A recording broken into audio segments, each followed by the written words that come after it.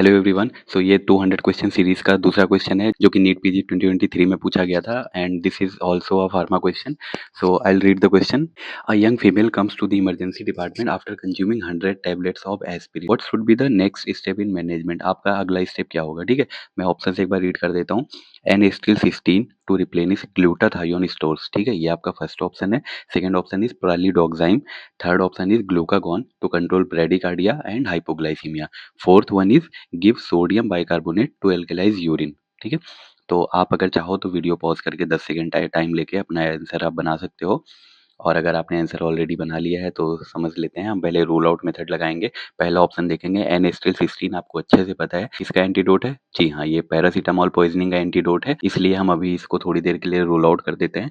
Second option is pralidoxime. पर आपने मेरी लास्ट रील देखी थी जो पीवाईक्यू नंबर 1 था, तो उसमें मैंने बताया था कि ये ऑर्गेनोफॉस्फेट पॉइजनिंग में दी जाती है। It is also adjuvant to atropine. ठीक है, तो एट्रोपिन के एडजुवेंट होती है, ऑर्गेनोफॉस्फेट पॉइजनिंग में दी जाती है। इसमें कोई खास रोल नहीं है इसका, तो हम अभी इसको भी रूल आउट कर देंगे। Third option is glucagon to control bradycardia and hypoglycemia. तो ग्लूकागॉन किसका एंटीडोट होता है?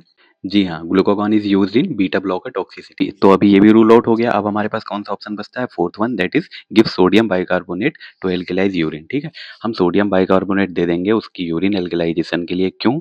क्योंकि यूरिन का एल्कलाइजेशन इस केस में बहुत हेल्पफुल रहेगा, क्योंकि ये जो एस्पिरिन होती है वो बहुत वीकली एसिडिक ड्रग होती है। ठीक, susceptible to ion trapping in the urine. तो हम सोडियम बाइकार्बोनेट एडमिनिस्टर करेंगे इन 1 लीटर ऑफ 5% डेक्सट्रोज। ठीक है, 1 लीटर ऑफ 5% डेक्सट्रोज, और इसको हम देंगे आईवी। ठीक है, इंट्रावेनसली देंगे। बट कुछ कॉन्ट्राइंडिकेशंस देख लेते हैं। अगर रीनल फेलियर का केस है ना, तो हम एल्कलाइजेशन ऑफ यूरिन बिल्कुल नहीं करेंगे। दो चीज और ध्यान रखेंगे, जो हम फ्लूइड एडमिनिस्टर कर रहे हैं ना, तो अगर पल्मोनरी एडिमा के केस है या कंजेस्टिव हार्ट फेलियर का केस है तो फ्लूइड एडमिनिस्टर बिल्कुल नहीं करेंगे। और डॉक्टर साहब, पीवाईक्यूज लगाने का ये मतलब नहीं होता है कि आपने क्वेश्चन पढ़ा उसका आंसर याद कर लिया, ये नहीं होता है। क्लिनिकल क्वेश्चन जो आप सॉल्व करते हैं ना, उसका मेन मतलब होता है कि जो एक ऑप्शन सही है वो तो उस क्वेश्चन के हिसाब से सही है, बट बाकी 3 ऑप्शन गलत क्यों है वो भी जानना बहुत जरूरी है। जैसे कि इसी क्वेश्चन से देख लो, जो फर्स्ट ऑप्शन आपका दिया गया था एन एस्टिल 16, तो आपको अच्छे से पता है N acetyl 16 is the antidote of paracetamol poisoning, है ना। पर हमारा ये केस अलग है, हमारा पैरासीटामॉल पॉइजनिंग थोड़े ना हुआ है, उसने एस्पिरिन लिया हुआ था बहुत सारा। ट्रालिडोक्साइम हम ओपी पॉइजनिंग में देते हैं, और ये एट्रोपिन का एडजुवेंट होती है, ये भी हमें पता चल गया, है ना।